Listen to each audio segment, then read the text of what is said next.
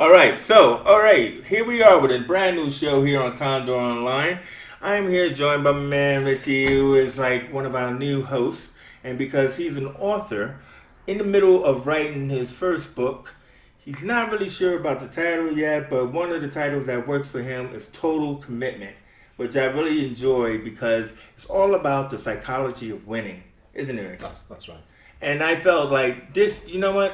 This is something that would be inspiring for other people.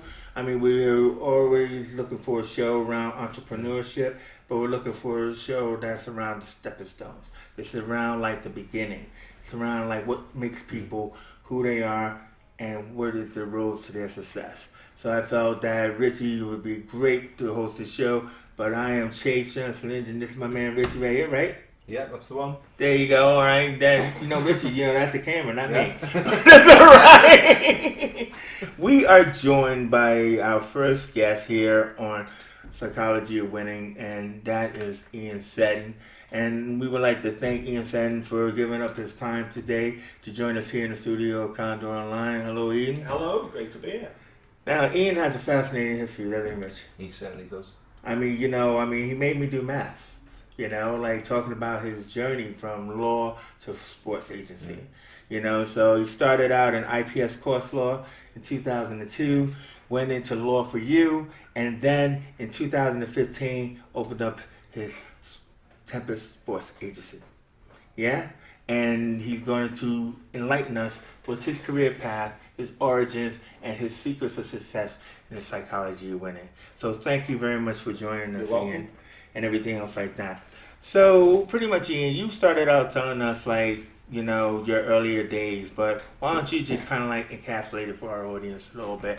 Because what I really liked was, I think it was your uncle who saw something in you and everything, and when you were a kid. Yeah, I felt let down by school in the sense that the class sizes were quite big, and if there was ever disruption in the class, that affected your learning.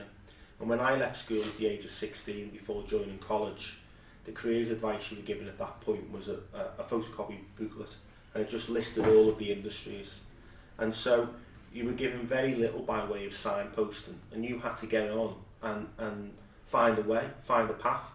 And as a youngster, my dad had sort of been a professional football player, and there was a family who'd become very close to my dad. And in actual fact, they named their son after my dad. They called the son Benjamin Paul Seddon Locke.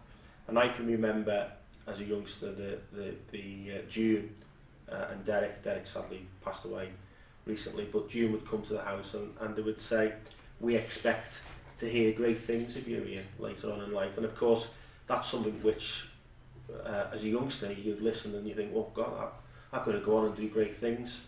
So that's kind of overwhelming too. Yeah, for sure. Yeah. So that resonated, and of course from that point onwards, I was blessed because I had good grandparents. I was one of 4 boys. I'm the eldest, but I can remember my mum saying, "Don't stay off school, work hard, give it your very best." And as a result of that, if I was off 1 or 2 days in my entire school life, that was probably about it. My nan would say, "Walk with your head held high."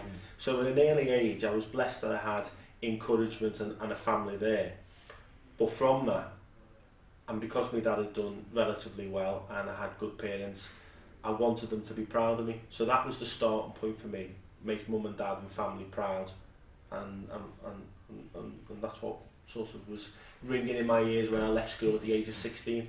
Well, what I found interesting when you said you left school, that you had a quote where you said, like, where you start isn't where you stop. That's correct. Can you tell us a little bit more about that? That's something which along the way, when I started leaving school at 16, having to go to college to retake more qualifications, then during that period I went and done sports and recreation and worked as a trainee football development officer for the local council, and I learnt loads of skills. But then when that 2 years come to an end, Liverpool City Council, there wasn't many jobs within the sports development. There was part-time hours, so I went and took coaching badges and done my football coaching. But then I went and worked for a local Jewish lawyer called Rex Macon, who sadly is no longer with us. So if I look back now at the age of 43 where I started, at college, taking me coaching badges, working as a local trainee sports development officer, to then go and work in the law, and to now be entrepreneurial and a passionate football agent. Certainly where I started wasn't where I stopped, and in fact it was an evolution. My skills continue to change and develop. Well, I mean, like, you know, I think what's important here is that, like, I mean, I'm looking at like 10-year, you know, plus history in law, you know, which is probably what your parents told you that's what you should do. That sounds like a good job and everything, take care of, and you take care of yourself and probably you're a growing family. But what also I found interesting is that you use the term organic growth, you know, with these businesses and everything. But for you, it seemed like it was important that you set up these businesses without lending money, I believe is what you said. So tell us a little bit about that, because a lot of people get stuck in the hole in debt. So dealing with the 2 points, the first point was I fell into law really because I was doing the football at the time, the coaching. You know, we're talking early 90s, 94, 95. Yeah. And I was looking to earn a salary. And I went to the job centre back then as a 17-year-old, and there was a job which was advertised for Rex Making & Co. as a solicitor's clerk, doing administration. Yeah, even I know who they are. And I applied for the job, I was interviewed, and I was taken on in that job, and so it was more by chance really than design or encouragement to go into the law. But then later on, in terms of organic growth, working within a law firm, seeing many different types and kinds of clients' files and business files, and watching and studying letters and watching the way Rex Making operated and other people in business operated, you start to develop and form your own ideas. And when I set up my first business, IPS, at the age of 27, 28, I had very little money to one side, but I had a client who was going to send me work. And so a friend of mine owned a double glazing firm, and he had a small office above his premises which he gave me, and he gave it to me free to help me along, and I went in and I worked really hard, and he'd done incredibly well. And I can remember one day going to his party in his house, and lovely big house, and I remember saying to myself that as long as my heart's beating in my body, I'm not going to stop, I'm going to grow this business. And you have setbacks along the way. So I grew the businesses with very low overheads, and that was the springboard which I took and applied to other businesses. Yes, I'd put some capital in from money I'd made myself into these other businesses, but I'd always look at how can I keep overheads low. If I was entering into a lease, what would the break clause be? How long can I get rent-free period for example? Yeah. And there's so many things. I mean, you know, you go into restaurants now, you go into coffee shops now, and client people or customers are a lot more forgiving. If you look at, you can see exposed brickwork, you can see beams. As long as you don't see a rat in the corner. Yeah, so you'd be closed down, wouldn't you? But from that point of view, the rustic now is very much in vogue, and Sure. And so with eBay now as well, you can purchase furniture or goods which looks great, which doesn't cost you the extra. Which you've done in this current small fish. That's a great point. So it allows you to be creative. So if you're creative and you apply that to business, then you can have tremendous success. But you need to have, you know, I always try and I've took great pride in helping others and having good people around me, people who are like-minded and you can run the race with. What's your leadership philosophy? To do things well, to do them in a timely fashion, to be a good communicator, to be clear in what I want, and to be clear in finding out what the people who are working with me want. And when you've got your vision and your belief, how are you going to get there? I use a technique in terms of hitting my goals. So I'll have a roadmap. I call it a roadmap, and I've helped other people use this technique. So it will be an empty book, and within it every day I'll put the name of the business, I'll put the goals, I'll put the objectives, what do we need to pay, how much am I owed, what are the important matters I need to deal with today, and I'll go through that, and that keeps me on path, because sometimes you can go off path within a business.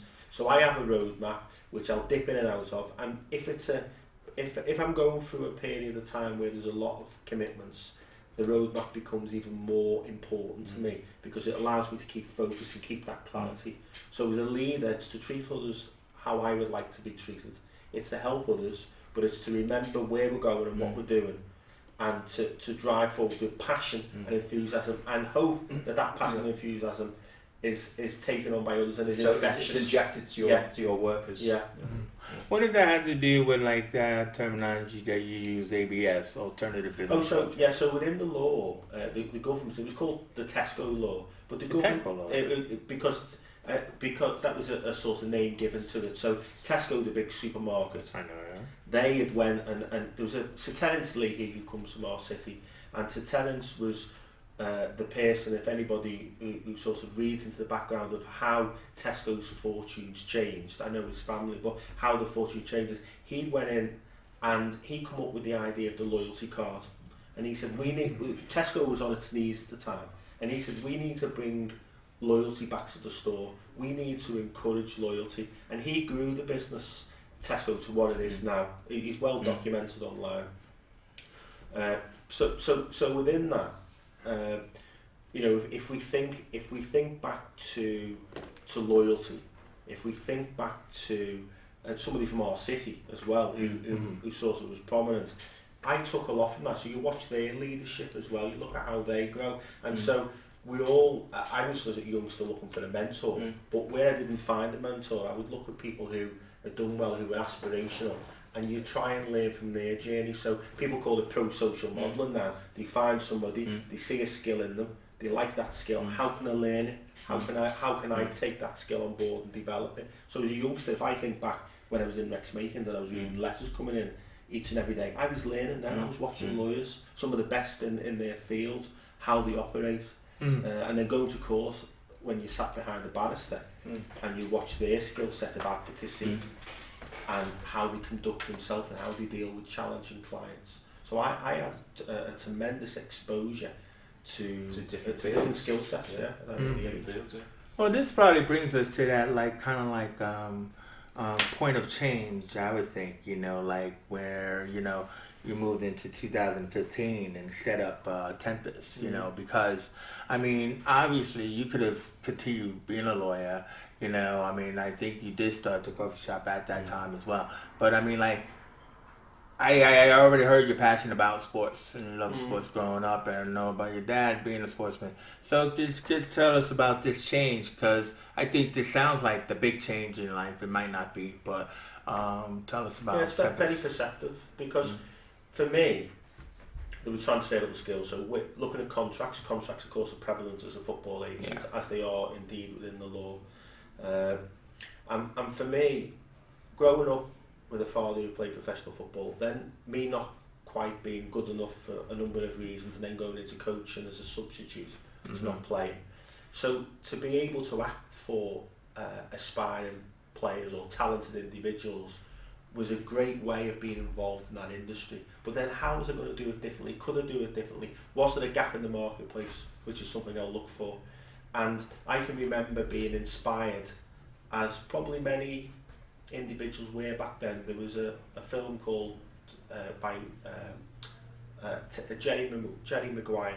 Of course, man. Yeah. Show me the money! Yeah. Show me the money. Show me the money, Jerry! Show me the money. and he had one client, Tom Cruise. He had one client, and in fact, I use a clip of that when I give talks at sort of universities and colleges about within that. But he had one individual and he gave him everything. And so I can remember studying, and YouTube's fantastic now. We'll go back. If I go back to 16, 17 in the early 90s, when that career advisor gave me a photocopied booklet of the industries, not knowing what's out there, and now you've got social media, the world's so much smaller. We have mobile Google has everything. Google.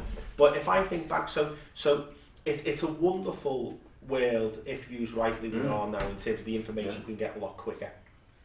But if I think back then, and you remember that show, the way you give everything to the individual, and I think back to a youngster wanting a mentor, I then applied that as a football agent, because I learned very quickly when I went to a player who had been in and around the top and fallen away called John Marsden, and he'd been sold from Wigan to Celtic and then went to non-league.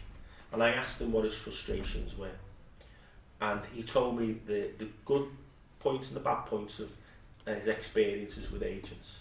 So I built a service off the back of what he told me, the gaps, and from there I studied through YouTube. If you look at American football and you look at the way their agents in America work with those American footballers, they have an off-season program. So with John, we developed an off-season program. I've got Brian Little and another ex-player called Michael Johnson, who's now an international manager. And we start, and my friend Peter Green, who's one of the best long-distance runners this city's had, and we put together an off-season program. So before they went to a trial at a club pre-season, we worked to get them in peak shape, physical, tactical and technical, and then mindset. And then when they went pre-season and they're doing the run, they're ahead of everyone else. They stand out. They get more games pre-season, more minutes equals better chance of getting a contract. And that was the starting point. And then we developed the off-season program. But the mindset for these youngsters is massive.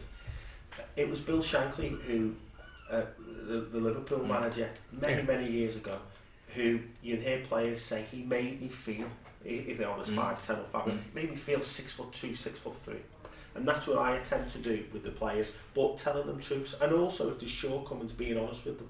Football, there's so many gaps in the system, and it's a broken system in the academy system. Going off piece slightly here, but for example, just making two very relevant points which your listeners may be interested in, is that if you have a son who is a goalkeeper or a centre half, and he's 16 and he's signed by an academy at a local club, if he doesn't make at least as a centre half 6'2" upwards, and I'm giving generalising, and if the keeper isn't at least 6'2" upwards, maybe 6'1" if he's exceptional with his footwork and technical, then they're two positions in a team which height is very important. What happens is, when they reach 18, and they've been at this club since they're 9 or 10, and they're released, who will take a goalkeeper who is less than 6 foot? And what happens is some of them don't grow to anticipated height as a goalkeeper centre half. So centre half, what you'll see is the clubs will try them right back towards the end of when they become 18. And if they're not quick, they're not a modern day fullback because they're in the So then all of a sudden, at 18, having been in a club since 9, they're released. They drop right away from a Premier League club past the First Division, Second Division, past the National League, because how many players at 18 you see in the National League? Very few. Past the National League North, into the Evo Stick, which is a local league, and they'll go there, and then they'll have a play there, or they'll go out to the system. So I work within a broken system. So when I'm looking for players, you're looking at a number of things. Are they quick? Height? Physique? Do they look like an athlete? Then mindset. Are they good characters? Getting to know them, meet them, watching them, observing them. So it's a minefield for a young player and his family. Yeah. It's an absolute minefield. What do you do to test the mindset? It's a good question. Well, you need to look at them in the eyes. You need to meet them. You need to get to know them. You need to meet the families as well, or the mum or the dad if they're from single parents. And you need to get to know them. And you don't want to jump in. You might look at social media, Twitter, Instagram. How do they behave? What are they saying? Because managers will do that. Managers are going to sign them, and scouts and heads of recruitment. But get to know them. Can I buy into the philosophy? What do other players say about them? Players know players. That's it. So you talk to the other players and stuff like that. What do you think about them? What do you like? You know, because they're similar age. You know, he's good or no. He's got a terrible attitude. He's out all the time. But you know, that's what's good about that Jerry Maguire movie that you were talking about, because Cuba, you know, he got the Academy Award for that because, you know, his attitude was so horrible. Do you know what I mean? Like, as far as like what his wants and needs were, you know, where you talking about, okay, I have to feel somebody out, you know, because I was going to ask you, you know, because you shared like several stories with us, like what is your divining rod, you know, like in your choice of players, because somebody like Kiwi's character, you probably would instantly, like most other people in the film, would just dismiss him. That guy's not worth it. You know, and everything like that. So what do you think it is, this look in the eye, or what are you looking for? Because I think it's a great question what Rich said. It is a great question, Richie. I'm looking to see, can I say, is he somebody I can trust? Is he going to be loyal? Because loyalty as a football agent or a player is only as long as a contract, and even some contracts can be broken. But within that, if I'm going to take somebody who nobody knows, and he's playing non-league and they've not spotted, and I've spotted them, and if I'm going to invest hundreds of hours in the individual, what do those hours look like? Meetings, coffees, telephone, watching at games, support. A lot of them have frustration, helping them, being a mentor, introducing them to players who might be older, who've made it, so they can learn from them, helping them channel their frustration. I'm not in a team, I'm on the bench, I'm on it. Right, okay, let's look at the bigger picture. Helping them rationalise as a youngster, which is very important, because when we're all young, we all think we're right. We don't know how to express ourselves. What do we do? So guiding them. I'm going to spend hundreds of hours on that individual. Okay, if it's a 2-year contract and you sign them at 16 to 18, to answer your question, what's my divining rod? It's not just to make money. Making money is important, otherwise it'd be a charity. Of course it's important, because when you make money it allows you to make change, make a difference. But equally for me, I need to be able to be making that difference. It's the story. So it's not just the money, otherwise I'd just be chasing deals and be transactional. It's, can I make money, but can I do it in a way that made a massive difference to that individual and to myself and everyone around them. Taking somebody from a difficult or a challenging background and helping the individual and his family and giving them a better life. So it has to be the story aligned with the revenue. There was a story about when you wrote a book, one of your clients wrote a book, wasn't it? Yeah. So that was Cherno Samba. Yeah, so Cherno Samba is somebody, if your listeners Google Cherno Samba, if they're of a certain age, they'll know that Cherno Samba was not only a young professional football player who Liverpool Football Club, it was Gerard Houllier had offered a reported £2.5 million for, but in addition to that, he was well known in the gaming world. He was, him and a chap called Freddie Adu were the two best players in the world on this Champ Manager game. And when I met Cherno in his late 20s, he'd had a number of injuries, his career had virtually come to an end. He's done a chapter in his book on me and Cherno coming together and what we've done.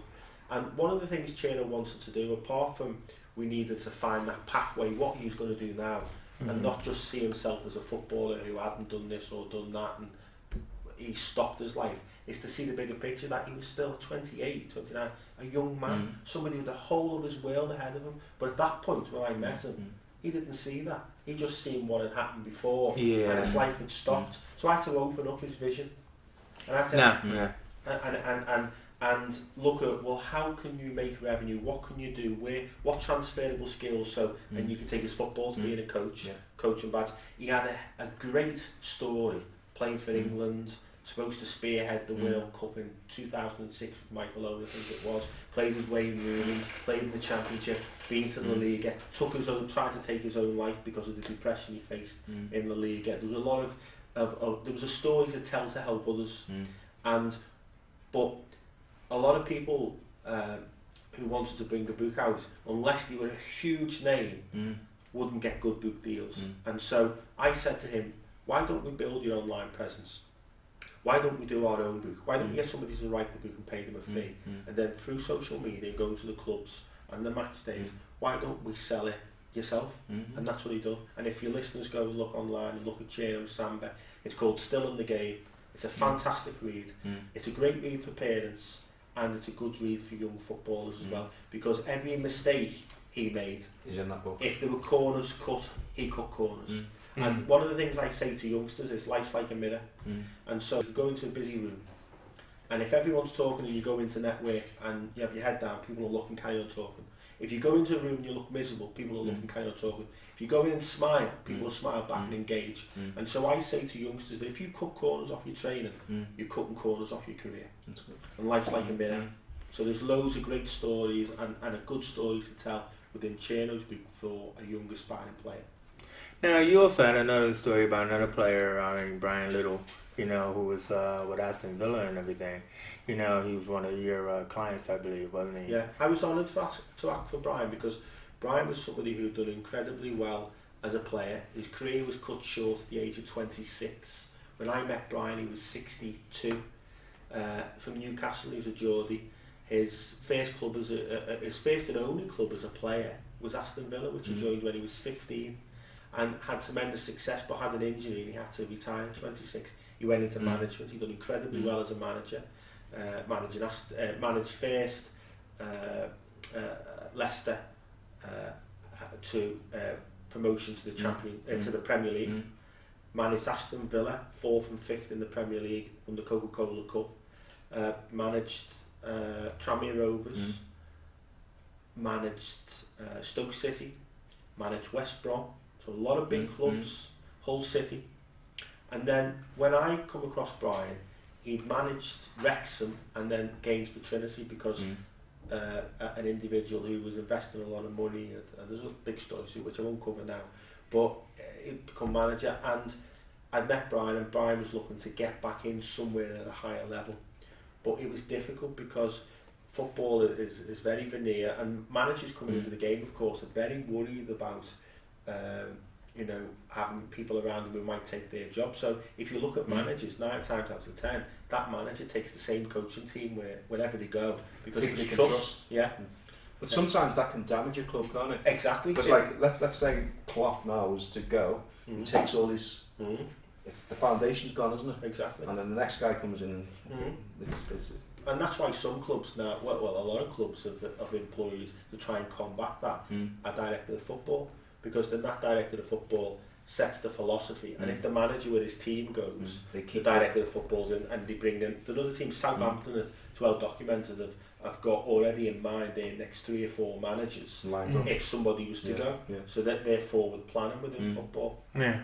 So, I mean, coming down to the end, I wanted to, you said that you haven't watched Ballers, Dwayne Johnson's The Rock's show, but I will do tonight. Good man. But you mentioned that like you're not your normal sports agent, but you said that there were 2 different types. Yes. So can you just say to us who are laymen, what are the 2 different types? So you have transactional agents, and they're very much commonplace in Europe. So the transactional agent will sign the player or act for the club, bring the player to the club, do the deal, and then invariably will disappear.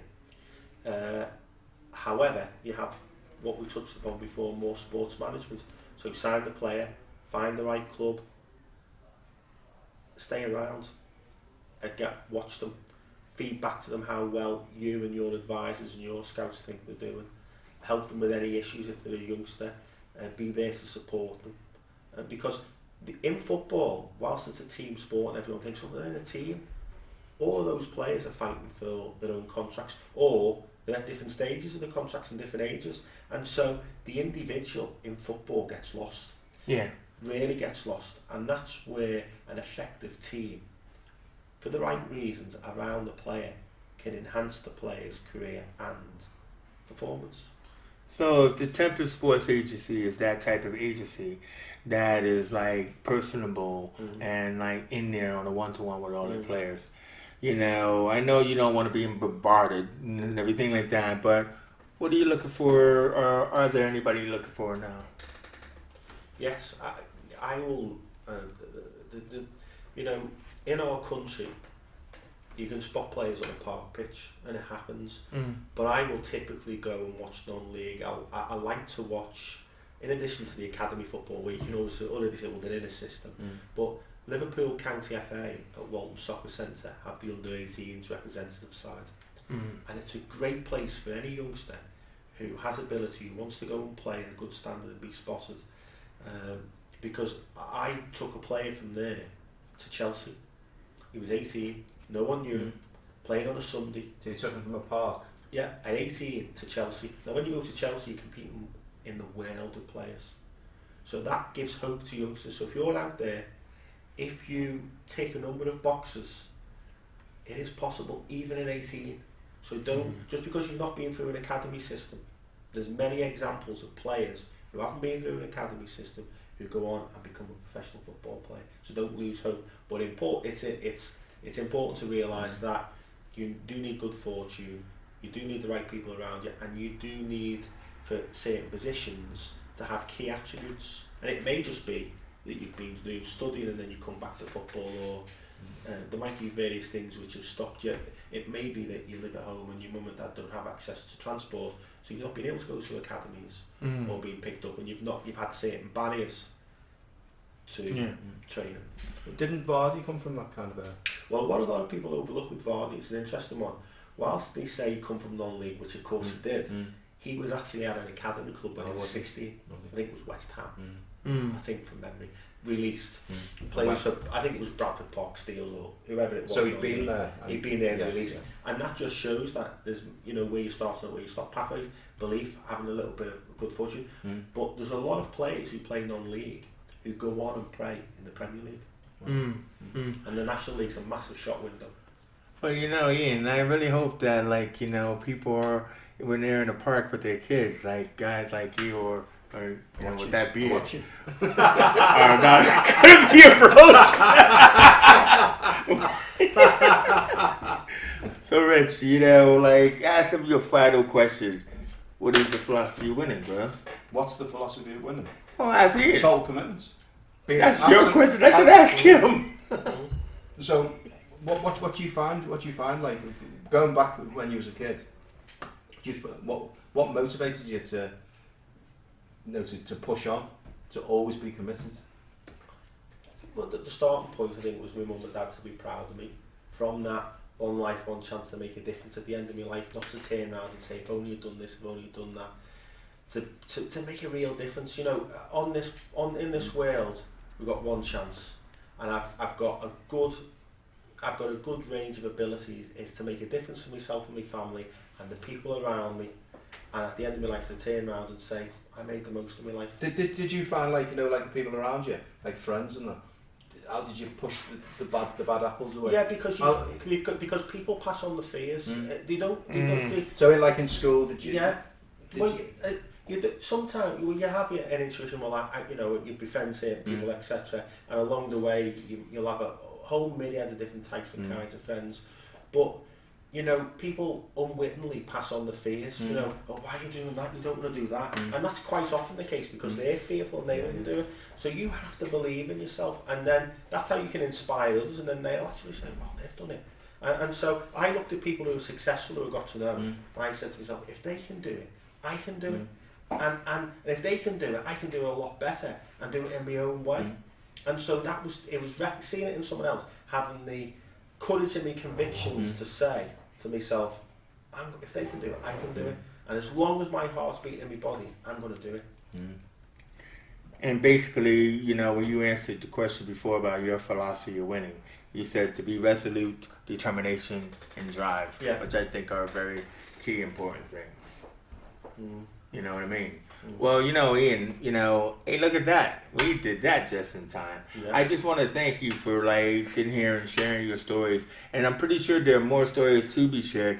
How can people, like, reach out or find you on your social media handles? Or so Instagram, Tempest Sports, Twitter, Tempest Sports or Ian Seddon. There's 2 separate accounts. And or Google me and a whole host of stories will come up. No, I think it's fantastic. What do you think, Rich? Brilliant. Yeah? Good. Yeah, okay. I love what you guys are doing. Well done and best luck for the future.